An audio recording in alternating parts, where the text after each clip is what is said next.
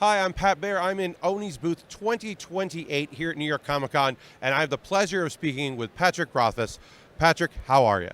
Doing pretty good. Great. So obviously you're no stranger to conventions like New York Comic Con, but what's kind of interesting is this is the first time you're here with a comic book. Yeah, first time with living in this world at all, really. Let alone having one just have come out last week. Yeah. Yeah, it's really new. The book we're talking about, as many of you know, is Rick and Morty versus Dungeons and Dragons. It is a crossover event. It's a property crossover. It's between two comics publishers, which is also very rare for comics, that there's two. So let's talk about that. Obviously, you're a Dungeons and Dragons fan. Yeah, from way back in the day. Yeah, so you're bringing that to it, and then also you're a fan of Rick and Morty. Yeah, got on that one fairly early as well, and I turned in kind of a missionary about it to all my friends. Yeah, that's definitely one of those things where, I wasn't season one, but enough good, solid people were like, no, you should be watching this, that it was like, oh, okay.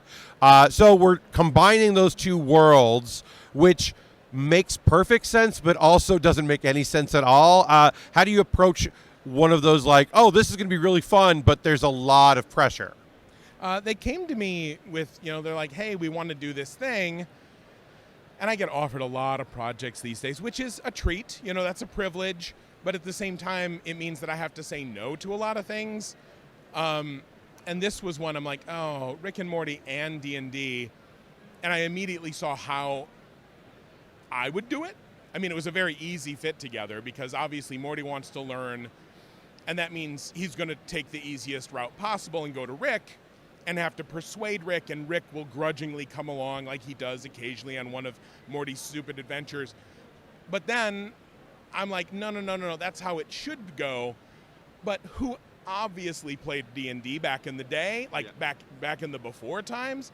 Obviously Rick did, And so to have that little reversal in the first issue, and then suddenly it's Rick that really wants to show Morty D&D, and that it's like that, I knew that's how I wanted to play it. And so that's what I pitched them, along with the other bigger character arcs, which is what I'm really in it for. I want to make people cry. I'm not interested in telling a story unless it breaks somebody's heart.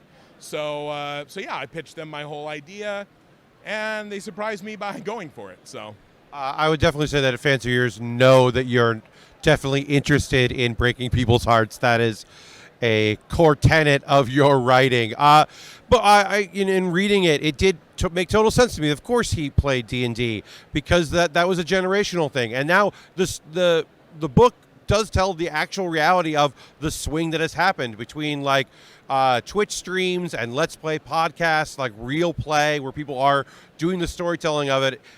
I think D&D has never been more popular with people who would say they don't play board games, or, oh, I could never improvise, or, oh, I'm not good with that kind of a game. That doesn't suit me. But no, they like it. Yeah, it's one of the things that I set out to do. I sort of wrote up a mission statement. And one of the things I said is that I didn't want to touch on the old tired stereotype that D&D is a bunch of social maladjusts in someone's basement, because there was at least maybe a grain of truth to that 35 years ago, even though even then it wasn't really true, but, it was definitely an outsider thing and it was definitely misunderstood. But I didn't want to bring that into this comic at all, because these days, people who find out about D&D, it is in no way it's not fringy. It's the cool, Morty goes to school and he's like, oh shit, the cool kids are all doing this D&D thing. What is that about? And it's not tongue-in-cheek huh? Cool kids, right? It's these days, they are absolutely the fucking cool kids. And I still marvel these days. I go to a sold-out opera house and play D&D on stage. Whereas before, people looked at me and thought that I worshiped the devil because I rolled dice and had books with dragons on them. And these intervening 30 years have been a huge cultural shift.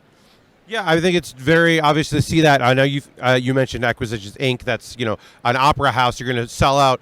You're going to play a room for 2,000 people to play Dungeons and Dragons for a room that I would say probably like 1,900 know exactly why they're there. Like most of that audience is like, this is exactly what I want to do.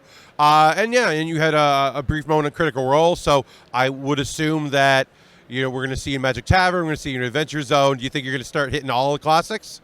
I've been on Magic Tavern once.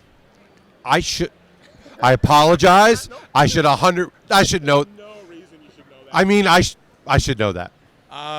Adventure Zone, I would love to. I threw up the signal to the McElroys at one point. I'm like, hey, I know your fundraiser's coming up, and I know sometimes you produce some extra content, and we're friendly. Like we've hung out, and I'm like, if you want a little guest star, like I'd come in and I'd play, for your fundraiser, for your extra content. And then like I think 4 days later they released, and it's like they did it with Lin-Manuel. And I'm like, no, that's fair. That's fair. It was like if I had to pick between me and Lin-Manuel, I'd pick him too. Yeah. We all lose out to Lin-Manuel, and it's fine because he's a wonderful person, so it's okay. Really. A legitimately kind-hearted, marvelous individual. Yeah. I didn't think we'd get to talk about Lynn, but I'm glad we did. Patrick Rothfuss, thank you so much. So the book is Rick and Morty versus Dungeons and Dragons. It's available here at the Oni booth, which is booth 2028. It's also at IDW, but you want to come here and you want to get this.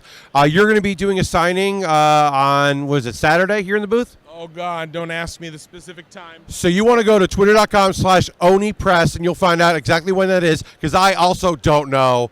But Patrick's going to be doing a signing, and we'll be here all weekend. I've got more videos for you. Patrick, thank you so much. And I will say, if you're having trouble tracking down where I am at the con, that signing, along with all my other stuff, is including the panel where I'm talking about Rick and Morty and D&D with co-writer Jim Zub and our editor, Sarah Gatos.